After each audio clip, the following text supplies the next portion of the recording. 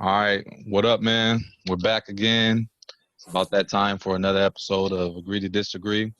We got my boy J. Lloyd, BG, Brian Guadamus, Pops. You already know, just call him Pops. And my man Craig Williams. All right, and I'm John. So this week's take is gonna come from my dude BG. This dude Pops, man. It's gonna come from BG. So he's gonna break down the topic, and we're gonna get into it. Let's go, B. Yeah, so we were talking about this topic a few weeks ago. Obviously, with it being June, I've been seeing a lot of things on ESPN about prior finals that have gone on and stuff like that. And they brought up the Pistons against the Lakers '04 finals, and it kind of took me back. I mean, I was talking to John about it a little bit. Watching it at the mall, at Radio Shack, and going by. I wasn't really that much of a fan back then, but going back and watching the finals, I started thinking, man, like this. This was, probably one of the most, one of the most underdog stories of a team. I feel like that won a championship. So, what the topic we're going to do today is what finals loss was worse? Was the '04 finals Lakers losing to the Pistons, or the Warriors blowing a 3-1 lead to the Cavs in 2016? So, I chose the '04. I thought the '04 finals with the Pistons or the Lakers losing to the Pistons was worse. And I'm gonna give you guys a couple points why. I'm going along. I'm gonna give you guys a background a little bit of how the Pistons were assembled, and then I'm gonna get into the '04 finals. Then I'm gonna get into the 16 finals or the 2016 finals. Then I'm gonna give you my last three main points of why I think it was what it was. Don't get me wrong, for all the viewers out there, I definitely think the 2016 Warriors blowing that lead was bad. But I have a couple points why I think the Lakers losing was worse. So for the background for the Pistons, 4 years before everything happened, I think it was in 2000, they hired their former player Joe Dumars to be their GM. And I think he got a lot of credit at the time and for what he did. But that's when everything really started clicking for the Pistons when they hired him and all the moves he made. The first big move he made was getting back pieces for Grant Hill. Obviously, Grant Hill wasn't committing at the time to signing a contract. So, instead of just letting him go in the free agent market, he decided to trade him and get pieces for him. And one of the biggest throw-ins in that trade that people might forget, unless you really know hoop, is Ben Wallace. And we had a good argument about him last week in our topic. So I think that was pretty huge too. That's something that you don't see happening right away, right? And then obviously he acquired Rip Hamilton. Chauncey was key as well. And I think the biggest thing, guys, I think he got a bunch of journeymen that kind of fit that 80s Pistons of the bad boy role. I feel like he got guys that, that he felt that they could do something for his team and were hungry and were, for the most part, defensive-minded people.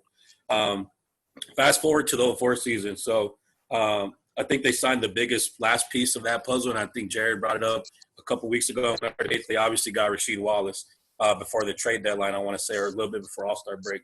But before then, I don't think they didn't get past the first round since '91, right? So 2004 season, they finished for 54-28, and I think they were the third seed at the time in the Eastern Conference. But from what I've read, obviously I don't remember the season. Like I said, I was a fan, but I wasn't that much into obviously watching the Pistons. But they faced a lot of, they were up and down, even their record being pretty good, they were still up and down.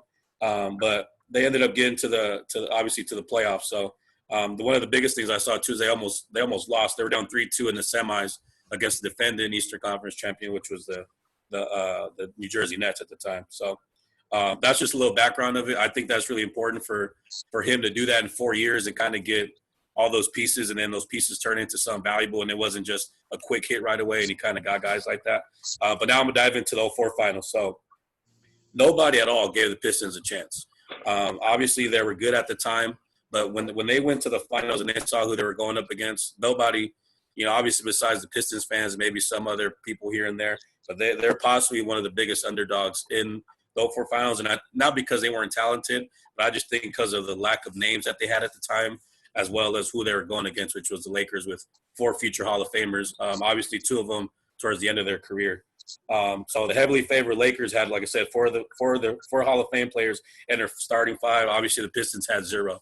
3 of the 4 wins that series that the Pistons had came in double digits, and they could have possibly swept the Lakers if it wasn't for Kobe's performance in Game 2.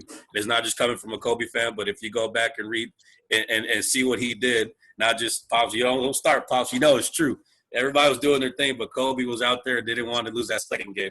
And then as well, I think what they did too is the defense that they had suffocated the Lakers. I think I read something along the lines too, and I was watching some of the games where they were doing a great job of picking them up full court too. They're making it hard for them to come into their triangle sets and get things started. So to me, that was really astonishing. Like I said, I remember watching it here and there, and I just remember them losing more than anything. But going back as a coach now and former player and seeing everything, like I didn't really think about like the three of the four wins that they had were in double digits. And I think the one that they didn't win in double digits was like close to 9 or 10 or something like that. So that was 04 finals, right? And then now the 2016 finals. And this is where I start saying why I think my point is why I think the 04 finals. You have 4 stars to 3 all-stars, right? So the equal play there to me is kind of it's really relevant. You have 4 all-stars, obviously with the Warriors. With 3 all-stars. Sorry, but nobody went in thinking that the Cavs didn't have a chance. Obviously, when you have LeBron, who arguably at the time was the best player in basketball, or was the best player in basketball, nobody went in there thinking it wasn't going to happen. Nobody went in there, especially after the Warriors having to come back from being down 3-1 themselves against the Thunder in the West Finals. So, where I started eliminating it too is you have Steph against LeBron, obviously the matchup, not like on the court, but, the status of it. Then you have Clay and Kyrie, who kind of actually guarded each other. And then you obviously have Draymond and you have Kevin Love, right? To me, that's one of the biggest things. It was an equal matchup, right, for the most part. And I think this is where it changed for me too. I think the biggest momentum change that happened was in Game 4 after the whole Draymond thing happened and LeBron kind of encouraged the NBA to suspend him, right? To me as a competitor, I want to play against who's there. Obviously, Draymond and his antics, I understand. Like, I would have been hot too. But for you as the best player of basketball to sit up there and say, I don't know what the NBA is going to do, but I know I'd suspend them. Like, to me, that's just corny and that's just weak as a competitor, right? I see my guy Kobe. I'm gonna bring Kobe in this. I see them get. Clarify that. It was around. Yeah, but still, basically got Draymond suspended. But I've seen other players, like I said, watching the Jordan documentary. I've seen how they got knocked out. I've seen Kobe get clothesline, get up, didn't care about it. So to me, that was the biggest key. And I know Draymond gets a lot of hate because he is talking reckless at times, but obviously he's a big part of what that system at the time was doing. My main 3 points, and I'll end it with this, and I'll let somebody else go. So my main 3 points are brought up earlier. Nobody and their mom believed the Pistons were going to win that. Nobody even probably gave them a chance to win one game. And for them to kind of just demoralize the Lakers like they did, to me, that's killer, right? Obviously, the Warrior or the Cavaliers being down 3-1, and for them to come back and win 3 straight, which seemed inevitable. Like it just seemed like it was impossible at the time. I understand that, but they still had firepower. They still had those names, and they still had people that possibly believed they could do it, right? Like I said, it wasn't just the Pistons playing as a hot team at the time. I think they just really went in there and took it to them, and it was a beatdown from game 1 to 5, right? If you go back and you watch the Warriors and Cavs series, it was lopsided here and there, lopsided here and there. Then obviously the last 3 games, the last game for sure was the closest one, but it wasn't. To me, there was no definitive team on that court that showed that they were by far the better team. Obviously, them being up 3-1, it says a lot. But I remember Kerr throughout the season getting upset because they were more chasing the best record during the regular season and getting too complacent. And them, I remember Kerr in the interview saying, "We're just trying to be cool now." Things as coaches that Pops, Jared, and John and myself, we get mad at our kids. We're up 15, we're up 20. Now we start messing around, So I think that kind of played a factor into it, which is not an excuse. You blow a 3-1 lead, that's on you. But I think that was their mindset too. Like, we're up 3-1, all we gotta do is win one, and then LeBron and Kyrie did their thing. And lastly, like I said, the 4 Hall of Famers against none. To me, in the finals, that's just like, and you only come out with 1 win. That's tricky to me.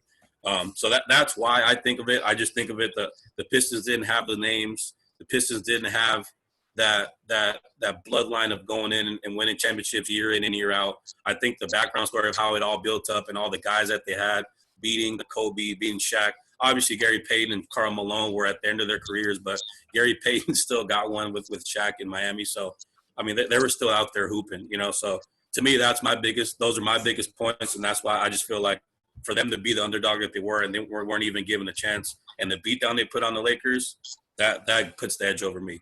Granted, I think the 3-1 was a terrible loss too, but I just think for the Pistons, that's what put it over the top for me. So that's my points right there, and I'll wait for my rebuttals because I know a lot of people aren't going to agree with it. So. I mean, you made a fair point and you backed it up. So next up is Jay. Let him have it, Jay. Let's go, Jay. I disagree, but I see both sides. The one thing that I remember vaguely, and my focus is going to be more on the Pistons. So I'll cover the Warriors briefly and the Cavs briefly. Obviously, any team that has 73 games and is a defending NBA champion, and is up 3-1, if they lose, that is a catastrophic failure. To be up 3-1, have 73 wins, and you're a defending champion, and you beat the same team the year before. Without their players, though, they didn't have the. No, granted. But with that being said, they were up 3-1 against a healthy team of Cleveland. They were up 3-1 against Kyrie and LeBron, and they had complete control of the series, and then the bottom fell out. Here's why I feel like the Pistons series is different. I feel like first thing is Larry Brown. Let's rewind a little bit. In 2001, Larry Brown took the Philadelphia 76ers to the finals and played the Lakers. That 01 Laker team was arguably the best playoff team of all time. They won. Only lost once, right? They won 16 games in a row going into the finals, and Larry Brown's coach team beat them the first game and was winning the whole second game. And Shaq and Kobe had to have a miraculous run, and they ended up winning 4 straight. But to me, that Laker team was clearly not only better, had more chemistry, but that just shows you how great Larry Brown was. Let's go to Detroit. You made some great points about Detroit. From 2000 to 2003, they had Rick Carlisle. They fired Rick Carlisle in 2003 and brought in Larry Brown. So that alone right there to me changed the whole landscape of where the Pistons were headed.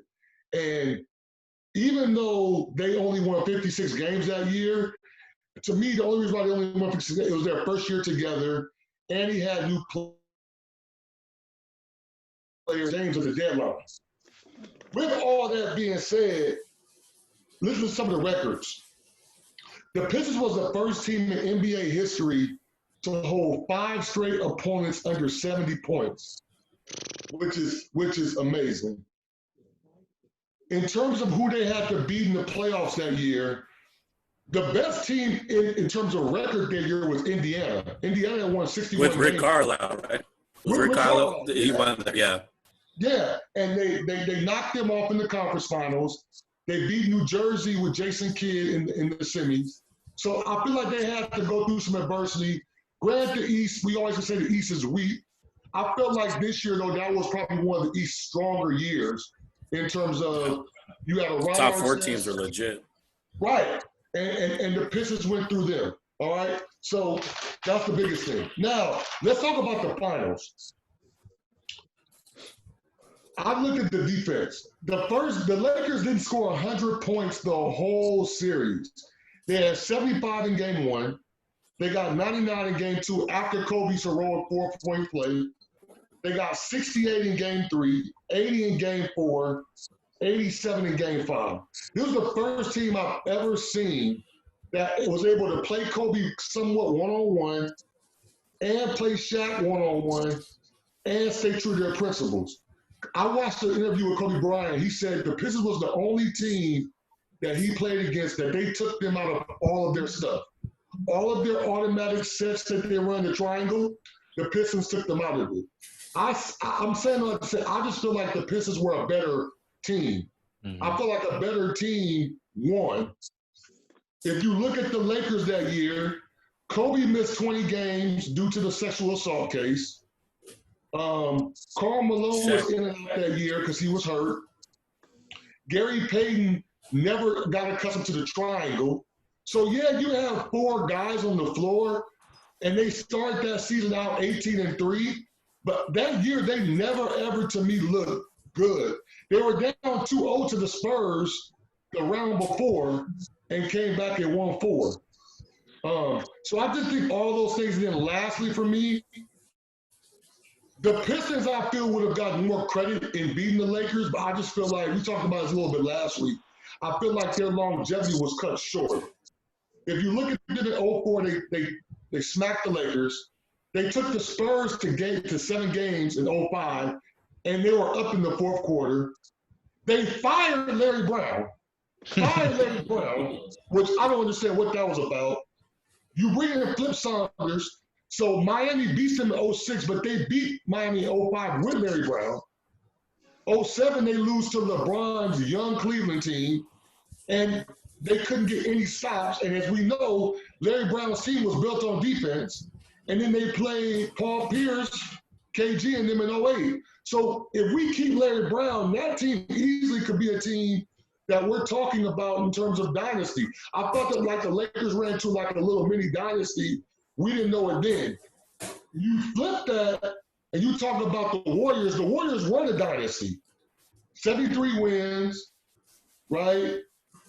Obviously defending NBA champions. Yes, LeBron was hurt. I mean, not LeBron, Kyrie was hurt the year before, but they were by far favored to win. When I felt like the Laker-Pistons series, yeah, we looked at the 4 All-Stars, but I think the basketball guys who really knew who, I don't think they were ever sure when the Lakers played the Pistons that, all right, the Lakers are going to destroy the Pistons. I feel like the media created this David and Goliath thing because that's media. But if you look at the stats, and they smashed them in the regular season. So I just feel like, man, both were bad. I feel like the Lakers could have won, but I still don't feel, me personally being a basketball person, that was worse than Golden State winning 73 games and losing 3-1 and losing Game 7 at home. So that's to Kyrie's biggest shot in Cleveland basketball history. Just want to throw that out. Facts. Yes, sir. That's it, Jay. That was solid, Jay. That was solid. I can't wait to go after that. Yeah. Hold on, B. I know. Hold on. No, I was agreeing. That was a good point, Jay. Okay. Let's go, Pops. You and your boy. Pops A. Smith. Pops A. Smith right here. Let me stop this. You get it all together. Listen. Look. All right, I'm gonna start first with the Laker Pistons. I've been a Laker fan since I was 9 years old. I know the hurt, pain, losses. I get it. But BG, listen, that Laker team, yes, 4 Hall of Famers. Great argument. You're correct. 1, 2, 3, 4. 4 Hall of Famers. But here's the problem. First of all, that particular team was old. That team was old. Shaq had been playing 11 years. Carmelo on one leg, 18 years. Gary Payton, 13 years. Horace Grant, 16 years. Byron Russell, 10 years. Rick Fox, 12 years. Luke Walton was a rookie. Now, Derek Fisher, 7 years. Kobe, 7 years. Listen, and make it so bad. I have that picture, a big old newspaper picture of Kobe hitting that shot. Save the Lakers. I said, oh, man, we on our way. Not happened. They ran into some young guns. Larry Brown. They ran into Chauncey Billups. He had been in the league 6 years. Rip Hamilton, 4 years. Rasheed Wallace, 8 years. Ben Wallace, 7 years. Tayshaun Prince, that was his first year. And then the older group who they had, Eldon Campbell, who played solid defense that year. Lindsey Hunter. Well, we saw Lindsey with the Lakers, yeah, but he was there. Hubert Davis. Listen, man, they were up. Gary Payton, if he could have hit a couple shots, they would have been okay. But that Detroit team, man, was defensively was a juggernaut. And they just would shut you down. And so there's no way that them young dudes, y'all done play basketball. Y'all know how it is when you're playing young legs. It ain't fun when you go chase them dudes around. And then it's just what it is. Kobe saved them. They probably would have got swept because they was losing that game. And the one thing I will give them, the one problem that they had that they really didn't correct was Shaq was destroying Ben Wallace. He was destroying him. But you got to realize Kobe still had that, I got to prove it to you. And that was the first time that he really been guarded by somebody like a Tayshaun Prince. And Tayshaun gave him big. He gave him work. He gave him trouble. Yeah, he gave him. And that length really bothered Kobe because you could tell that next year Kobe worked on his game. When Tayshaun guarded him that next year, he was ready for it. For 6'8", it was that length. So I'm a Laker fan, but it just ain't happening. They lost. Now let me get to the one. BG, listen here. Golden State. LeBron James Cavaliers. BG, let me give you this. That year, Golden State had 34 road wins, 39 home wins. That year, they made the most three-pointers in the league, 1,077. Also, in the postseason, they have the series record of 306 made threes. They also held the record for the most threes in a game, which was 17. That year, they take so many. I don't want to hear that. You bound to make them if you keep taking them. Stop that. You stop that. Stop that. That season, they had back-to-back losses. They had zero. None. Against bums in the regular season. They don't care about that. But they won 73 games. Now, let me tell you what happened. What happened, they ran into a man-child named LeBron James. That's what happened. Oh, no. Everybody keeps, oh, man, I don't know. LeBron didn't take the shot. How he gave it to Kyrie. Do you know that series he was 29.7, 11.3 rebounds, 8.9 assists a game. Kyrie averaged 27. Them two dudes alone, mind you, with the role players that put in work. Matthew Dellavedova putting in work. Giving Kobe, giving Steph Curry a fifth. Now, this was a 73. Dellavedova was the first. Dellavedova was in the season before. He was killing the season before when everybody was there. He didn't even play in that series, Pops. He didn't even play in that series, Pops. Okay, that makes it even worse. All right? Now, here's the good part. Here is the good part. He said Dellavedova. Are you kidding me? Hold on. They won 73 games, right? They lost. Let me go back in some history.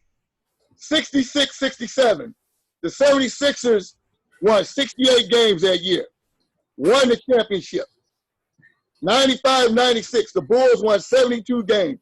Won the championship. 71-72 Lakers. 69 wins. Won the championship. Golden State. 73-9, lost the championship. And I'm going to give you, Brandon, I'm going to go down a little history. That really is not the biggest upset ever. That was, that there, you know what the biggest upset was? And y'all got to go back in history.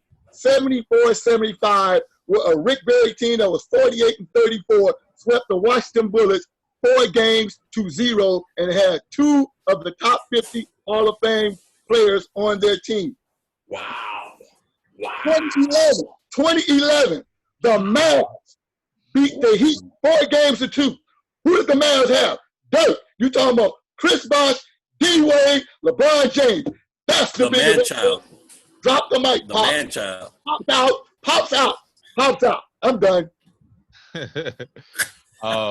Just a quick question for Jay.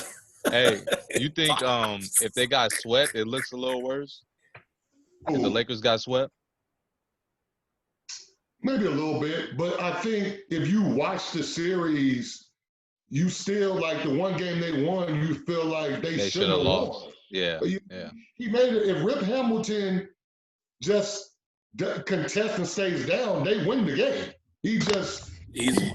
Yeah, man. Like it's just I don't know, but yeah, I don't think it would have been much worse. To answer your question, bro. Gotcha. All right, Craig. Let's see what you got, man. Dover wasn't on that team. Y'all sure? Y'all sure? Just a lot of good points. So just a couple of nuggets. Okay. So when I did the research, from a numbers perspective, Lakers versus Pistons. Lakers only had two players in double figures, and we know who that was: Shaq and Kobe, 27 to 22. Right. Versus Pistons, their five starters all average double figures. I mean that right there. All of them. All of them do. All of them do. Even Ben Wallace. Even Ben Wallace. Hey man, stop getting that Ben like that. Bro, you kidding me? Hall of Fame. Hall of Fame. And then secondly, and to address the whole Malone and Peyton thing, they're Hall of Famers, but a Hall of Famer who's not in his prime, was not an impact player. Everybody thought, okay, we could add them to Shaq and Kobe because they knew they're a playoff team, but that just didn't put them over the top. And Pops was right, man. They were old. I mean, Shaq was 31, Kobe was 35. They're still in their prime, but that team was old compared to the five starters for the Pistons. They were all under 30. I mean, they're prime, they were hungry, and they ran them off the court. And I felt like they were the underdogs, and they were way more hungry. And they went after. I mean, they ran them off the court instead of using like Lakers had that old pound the ball into the paint, let Shaq go to work. Whereas the Pistons just ran them off the court and played good defense. And everybody knows defense wins championships. Also, too, the one thing Larry Brown said, I'll be honest with you, I don't know if it was when they played the Lakers when he was coaching the 76ers or Detroit, but I'm pretty sure the defensive philosophy was the same. He said everybody was questioning why he didn't double team Shaq or Kobe. And I'll quote what he said. He said, look, and I'm pretty sure it was this year because of the Lakers personnel. He said, we let Shaq and Kobe get what they were going to get, and we double teamed other players because we knew that they couldn't do it alone with them too. The Lakers were so thin that year with Shaq and Kobe that Larry Brown had a great strategy by just doubling the role players that are non-existent because he knew that would put more pressure on Shaq and Kobe to try to do it all, and that's what eventually put them over the top. And also, too, another like kind of intangible nugget that you got to throw into the mix, the Lakers, they weren't really a healthy franchise at that time. You had Shaq asking for more money. You had the Shaq and Kobe beef boiling over. Like you said, you had the Kobe flying in from Colorado with all that going on. And you also have to think, too, the Lakers that year, they won the Pacific Division, but they barely edged out like we talked about last week, Sacramento. The Timberwolves that year won the whole conference, but the Lakers played them and beat them 4-2 leading up to Game 7. So that was a pretty tough road for them. And the Lakers, I think they barely made it. The Lakers were 56-26, Timberwolves 58-24, and the Lakers only one game above Sacramento. So I think, of course, we thought they were going to finish, in the top three, but, that was a pretty tough road for a team that wasn't as talented as they normally were going into that finals. And then my thing is, I completely agree with Lloyd. If you have, when it comes to Golden State, you can't have the best record in the league, have the two best shooters in NBA history arguably then, and it's a huge letdown if you don't win and you're up 3-1. There's no way. Unless you lose Steph or Clay, Draymond got suspended, Bogut got hurt. Unless you lose one of those two, there's no way you should lose with a 3-1 lead. There's no way. Also, too, a couple of things. One little stat that I saw, Curry had more turnovers and assists in the whole series. Also, he shot 36.7 from the field in the last 3 games. Thompson was 2 from 10 from the line in Game 7. On a free throw line? No, from 3 in Game 7. And the thing about this, they barely made it out of the conference finals against OKC. 3-1. So the thing is, I think there was so much, they put so much stock on having the best record in NBA history, even though they downplayed it. And us as players and coaches, we would downplay it, but we really want that accolade as well. So I think, so much energy, just kind of like James Harden with Houston.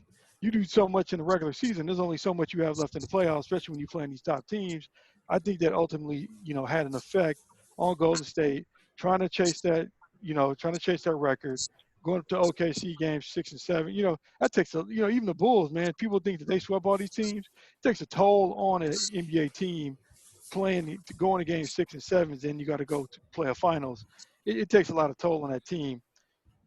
And also, too, like Pop says, 73-9. I mean, it's hard to not win the chip when you have, that record and you don't live up to expectations.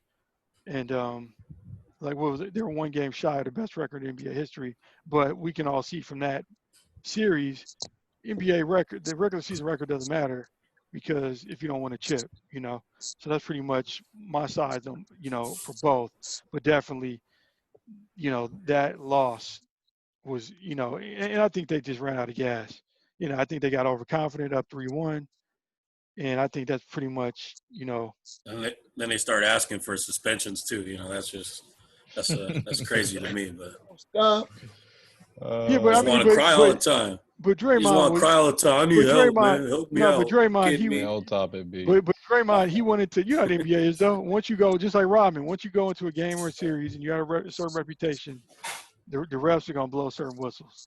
That's true. Draymond, man, he got away with a lot, especially being on that team. Yeah. If he was on a losing team or a team with with another knucklehead on it, he would have got way more calls. That's a fair point. That is a real fair point. And that's not my opinion. That's just how the NBA is. It was like Jordan. Me and John laugh about that all the time. Like when your boy, Kevin Durant said, "I thought we was playing." Michael Jordan, you mean KG? KG said, yeah. Yeah, KG said that about KD, right? Yeah. He said, "I thought we was Getting all playing those Michael calls. Once you have a certain reputation, whether it be good or bad in the NBA, that's gonna follow you, and in the playoff series, it's really gonna hurt you." Yeah. I think Draymond was due. That's my opinion. But my fault, John, before you go. And it's just me. Like, obviously, I don't think that was the main reason, but I think it was a huge momentum shift. But do you really think LeBron helped push that over? Because he really, he did complain about it in the press, like in the what is it called? After the game where they have the press conference. Yeah. Like, do you think that helped it too? Because, like you said, to your point, Craig, you get to a certain point and the refs are just going to be like, all right, man, you're thrown out. But do we think the NBA kind of was like, we have to put an end to it? You think LeBron influenced, because LeBron influences a lot of what the NBA does, right? So do you think that had to? Can I answer that one? But answer that one. I think but I think ultimately it kind of falls on Draymond because he kind of had, like Craig said, he kind of gave himself that reputation. Now, if you ain't doing nothing like that throughout the whole season and you kind of get in a scuffle with LeBron and that happens, I think it's kind of like I don't think it's a suspension. I don't think. I could be wrong though. But for him having the reputation that he had and he do that in the NBA finals and get caught, you know what I mean? I think that ultimately he kind of sealed his own fate. And there's one thing too, when you're a hard-nosed player and you play physical, but you have multiple players complaining about the same thing he did. Mm-hmm. So he got suspended for ultimately, the NBA turned their, they kind of turned their back a little bit. But why in the finals though? Because he was out there. I think it was a series before, wasn't it, where he was kicking Steven Adams in the groin and stuff too. So it's like, why wait to, that's just my thing. But to your point, like John's point, what you're saying is it just gets to a certain point where the NBA is like, all right, man, we let you slide 2, 3, 4 times. Finals, man. Right. But then the flip side too, though, is that if the NBA does nothing about it, then there's an issue as well. So, okay. But also too, in the finals, you do that in the final, it was so blatant, and refs started looking for it. Yeah. It's. I get what you're saying. But you better go, John? Yeah, go ahead. Here it is. I want you guys to also know Matthew Dellavedova was on that team. Anyhow, No, he was, but he wasn't a big part like he was the year before. Pops. He was. He hardly got off the bench. He hardly got off the bench. He was a cheerleader. Wait a minute. Stop. Let me tell you why. Did you hear what Craig was saying about the turnovers, about Steph Curry? He was hounding that man. Him and Shumpert was hounding that dude. But here's the point. John, here's the thing where it makes it bad on Golden State. Yeah, it's easy to bring up what happened to what the league did with Draymond. That's an easy out. I'm not giving Golden State that easy out. You were up 3-1. Who they should have been checking that series? It should have been Harrison Barnes. Somebody needs to find him. If he would have hit 3 shots that whole series, if he'd have hit 3 shots, they probably win. No, he was ice cold, man. Look, if you look at that, he was ice cold. And this is what makes it so special. This is why it's so big. They were up 3-1. Do you know LeBron James won 2 games on your home court to win that? That's fair. And, come on. All you got to do is win 1. If you look at Harrison, why you think they didn't re-sign him that next year? Come on. And to go off on a little tangent, and he held out and got more money. Yeah. But here's a question for you, all you guys to think about. How strong would Golden State be in those situations? Because if you think about it, that was the only situation where they were in a elimination game in the finals, and they completely folded. So you add KD to that mix, they've never been in that situation since. Every series did they fold? Huh? Game 7. Did they? You talking about they folded because they lost a series or game? Because Game 7 was back and forth.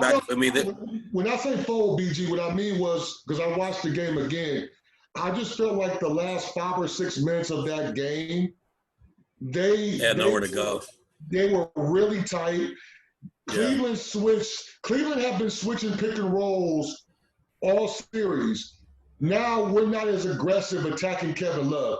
They made Kevin Love look like an all-NBA defender in that fourth quarter. He locked up Curry that last possession. We switched on Steph at least 2 or 3 times, and Steph has been attacking him all series. Now all of a sudden, it's not that same aggression. So then you go and you get KD, and now you have that blanket where if we're in this situation, we can't be in that situation again. You got the best number 1 in the world. Huh? You got the best number 1 scorer in the world. Come on, man. Come on. Yeah. I'm gonna answer that too, Jay, because it kind of goes into my point. Okay. So, to start, me and Jared actually had it wasn't just us. I think I forgot who was there. It was probably me, Pops, and Brian, like it always is. But we were talking about who's the greatest NBA coach of all time. Pop went out there. Phil Jackson was thrown out there. And, of course, Jay says Larry Brown. And I'm like, what? He was like, you don't like Larry Brown? And I'm like, I mean, he's solid. He's cool. But to get into my point, I actually agreed with B at first. Like when he first sent the text, like when he first sent me the text and I sent it to the group chat, I was like, all right, man, let me build my case for the Lakers. And like Pop said, he was like, he's been a Laker fan since he's been 9 years old. Like it's a hurt thing. Like I think that one hurt more. You know what I mean? Because you're a Laker fan. But I told Brian too, I watched the whole series over again. I watched the Lakers and the Pistons, the 04. I didn't really need to watch the 2016 because I watched that game, like, I watched every second of that game. So I'm watching the game, man, and to Jay's point, I never really seen Cole struggle like that. Cole was struggling.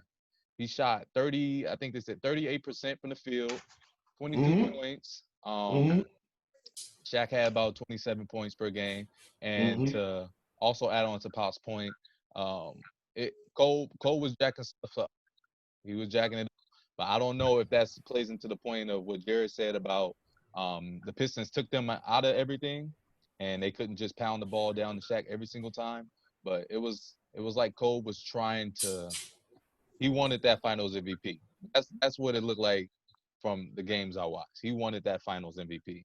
And to the Warriors, I disagree with Pops when they say they should go after Harrison Barnes. With the Harrison Barnes thing, it's not on Harrison Barnes. Steph Curry and Clay, they choked. All right, Harrison Barnes didn't hit he didn't hit a few threes or whatever. He would have made 2 or 3 threes. All right, if Steph Curry played anywhere near like the MVP season he was capable of, I think the game's a little different. And well, also to bring up what Jay said, he shot. I think what was it? Craig had the stats. You had the stats, Craig. I think you said he shot 38%. 36.7 from the set. 36. Yeah. 36.7 in the last 3 games. Exactly. And I think, like Jay said, I think that pressure kind of took a little toll on him, man. And we talked about this before too. They don't really have any guys that can kind of beat you off the dribble and force someone to help.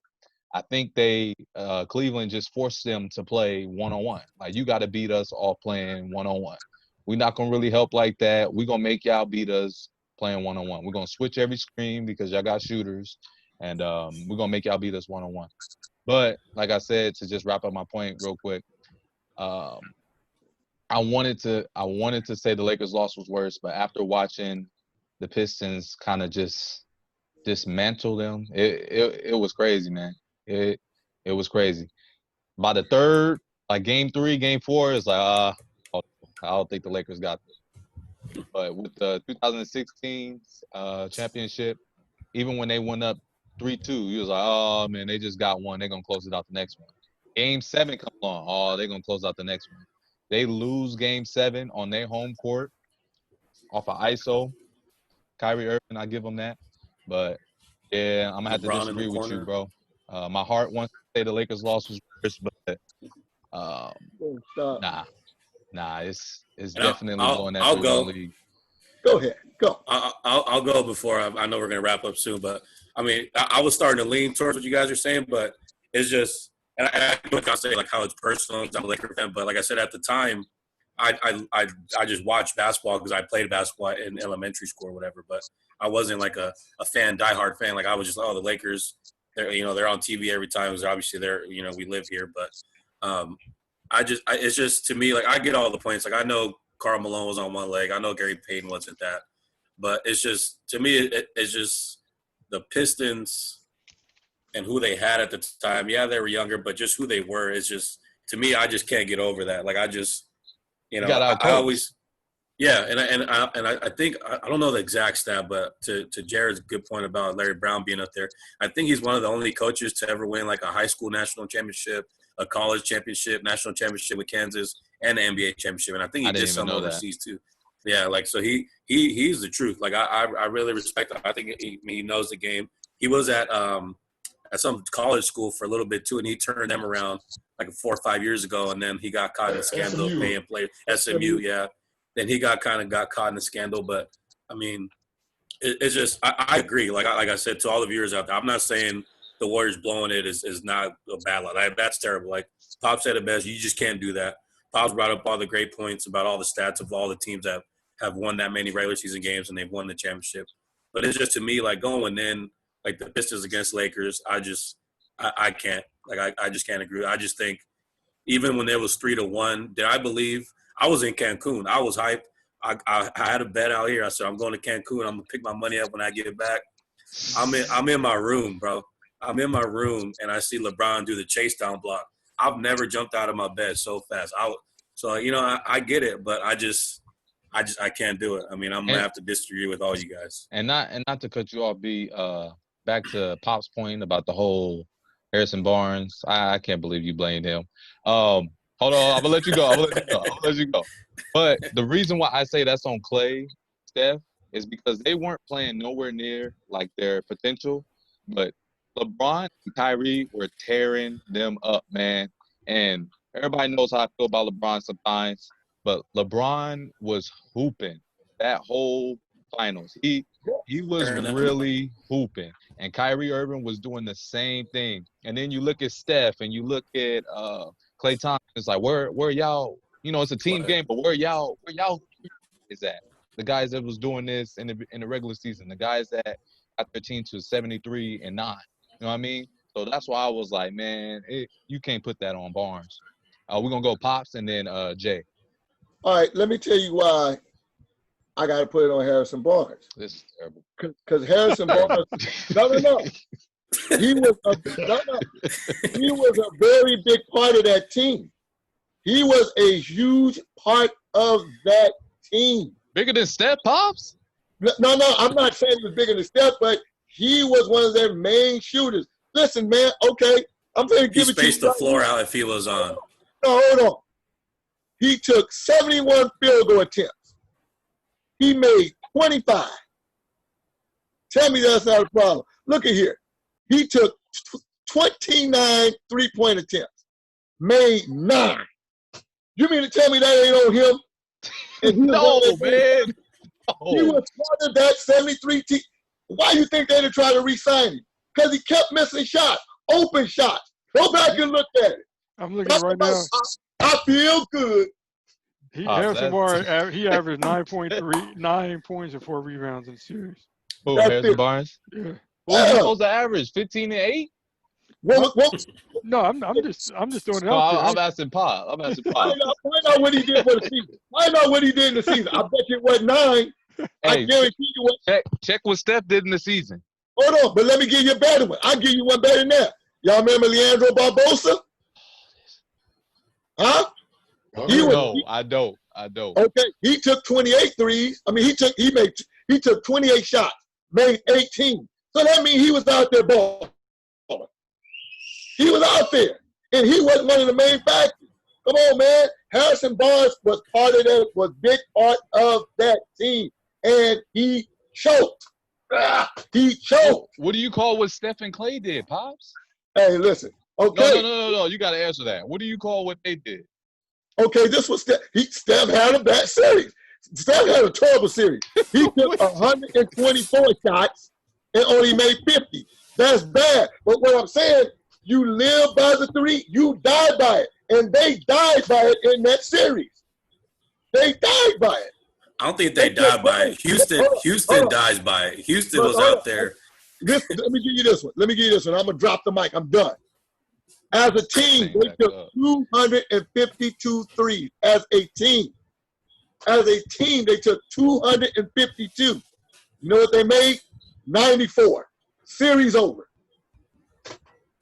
And LeBron was playing like a man. Oh, yes, he was. Man, y'all better stop that. Yeah, because Kyrie bailed them out. Cleveland, this is for you. Go ahead, Okay. Jay. That was Kyrie.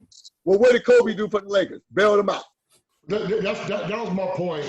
I'm going to put a little sugar in our Kool-Aid. I'm going to stir this up a little bit. So I don't think it's right that the Warriors have one of the biggest debacles in history, and we don't blame Steph and Clay, but we stay on LeBron's head for every single loss.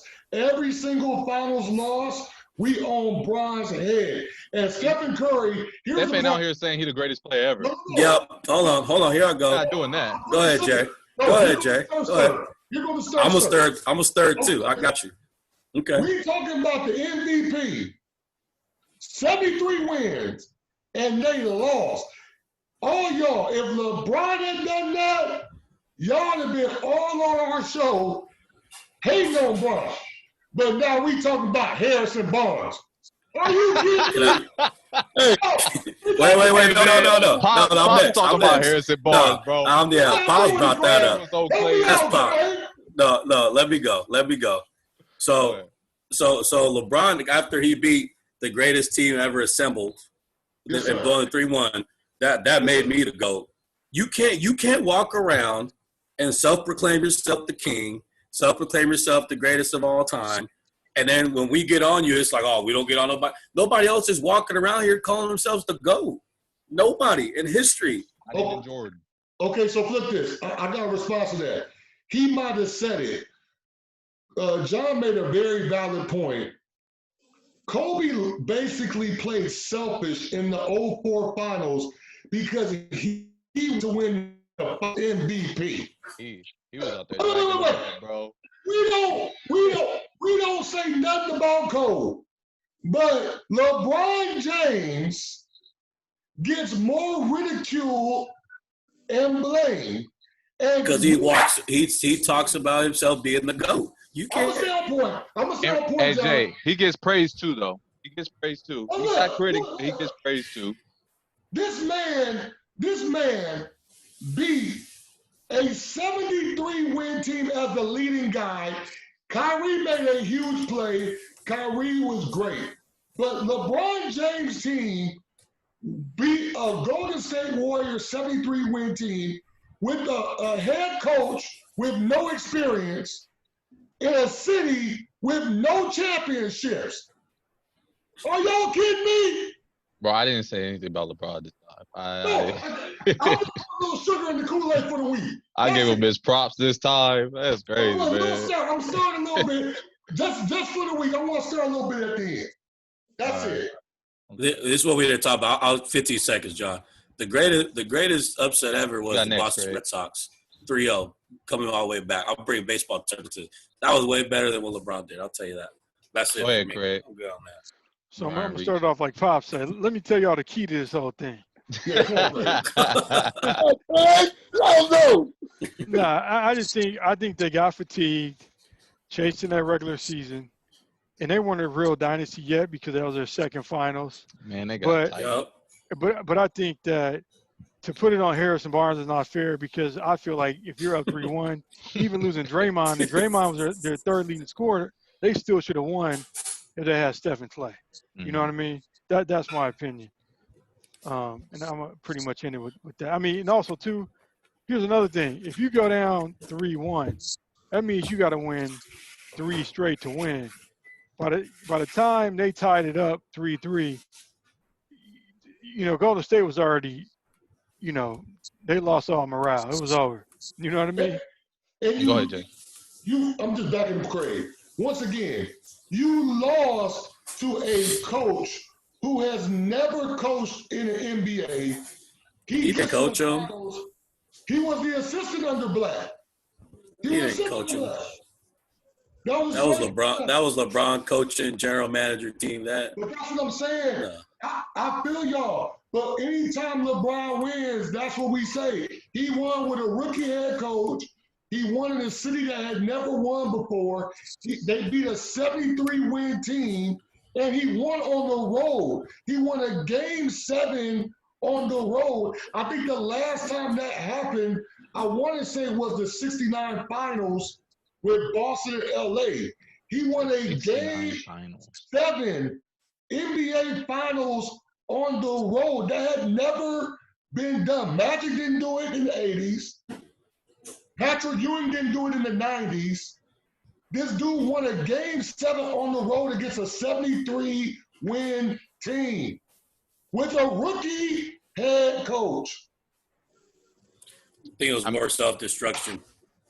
Nah, I honestly, just to Dre even made a better point. I forgot he had Tyronn. That's just. I forgot he had Tyronn Lue. But I really just think I can't even blame fatigue, man. I think Steph and Clay folded, bro. I think they folded. Yeah, what did Ty Lue do so good as a coach, like strategy-wise? What did he do that was just like Ty Lue? Nothing. That's the point. He didn't do anything. He was. That's what I'm saying. So why we give so much credit to him being a rookie? Like he didn't. That was all the players. Like, so that makes it worse. I gotta rebut that, John. So how much did Nick Nurse win without Kawhi? How much did Steve Kerr win without Clay, KD, and Steph? Like, it's a players' league. You know what I'm saying? Like, at the end of the day, we ain't never talked about how great of a coach Steve Kerr is. And Steve Kerr got 3 of them things. And no one ever talks about how great of a coach he is. He's got 3 rings as a head coach. But then when LeBron does it, LeBron's coaching the team. Steve Kerr was a general manager. He had never been coached before. And he goes and wins 3 championships? Come on, man. Come on. And it makes it worse, and I'm going to drop it. Luke Walton takes his place and wins 30, it goes like 35-1 as a head coach. That's when he had KD. Did he have KD that year? Yeah, I think he had KD that. No, Okay. yeah, he did have KD. Yeah. And then he goes back to the Lakers, same head coach, different talent. All I'm saying is it's a players' league. That's all I'm saying. Players' league. That's true. That's it. And just having a coach that can manage personnel, manage the personnel. True. And even to piggyback, like, who is the one person that, even with the Laker Pistons series, who's the one person that really takes all the heat for that loss? Kobe. Which was flat out, yeah, Kobe was trying to prove his point, but GP did not step here again, man. They were old, and that year, a lot of drama. A lot. And Yeah. they just it was One we just couldn't even speak on. yeah, it was just so much drama that, I mean, you see how quick they broke it up. Like, you know, like, man, I'm out. I don't even want to deal with this stuff. Go ahead. But real quick, and then I know you got to end it. But that'd be my point, though. Not with you guys. I'm talking about the media. Phil Jackson got out-coached. Yeah. Phil Jackson got out-coached. Phil Jackson made no offensive adjustments. They felt like the triangle was going to work regardless, and Detroit took them out of all their automatics. We don't say anything, not we as our panel, but we don't say anything about Phil Jackson being out-coached. We only talk about the championships Phil won. Larry Brand out-coached Phil Jackson that series, and instead of us saying that, we say, well, the Lakers had dysfunction. They did, but Larry Brown out-coached Phil Jackson. And Go ahead, John. if you want to go because I'm about to wrap it up. All right, go. Oh, okay, the one thing that we and to piggyback on what Jay said, Ty Lue out-coached Steve Kerr. BG, you said a point like, what did he do different? Man, that was a no. Curry did outcoach Kerr. I mean. No, he did. He gave LeBron and Kyrie the ball and put his shooters in The the ball. Go one-on-one and win the series. No. And Steph and Clay folded. No, if you watch that series, Ty Lue did something to Steph Curry that no team. They were picking him up full court, man. By time it was the same thing that Scottie Pippen did to Magic. Wore him down. Look at the tape. Wore him down. He had no energy to shoot by the time he crossed half court. You got Armand Shumpert hammering you. You got De La Dover hammering you. You got J.R. Smith hammering you. That's a lot of people. That's three people coming at you. And they all knew Steph played no defense. Y'all saw when LeBron blocked the shot. What you doing? I'm the greatest. What you doing? Get that out of here. Yeah, he didn't want to take a one-on-one for the game-winning shot, though. It's not about Scared. that. It's not about when Scared. you went right play. Scared. I mean, you got Steph Curry guarding you against Kyrie. I take my chances. Yeah, go hide in the corner. Oh, if you don't stop with that travel. All right, man. All right. Oh, that was a good B. Way to fight back and hold your own. It was 4-on-1. I thought it was solid. At the end of the day, I think the two biggest things I learned is Phil Jackson did get out-coached. He got out-coached. And the reason why, Pops, I said you can't blame Harrison Barnes and you have to blame Steph and Clay is their two superstars outplayed him drastically. And it wasn't even close, right? But if you're watching, thanks for watching, man. We appreciate the support we've been getting so far, the feedback we've been getting. It's been fun. So until next time, this is Agree to Disagree. Got my boy, Jay Lloyd, Jay West, BG, OG Pops, Craig Williams. Until next time, man, we out. Peace.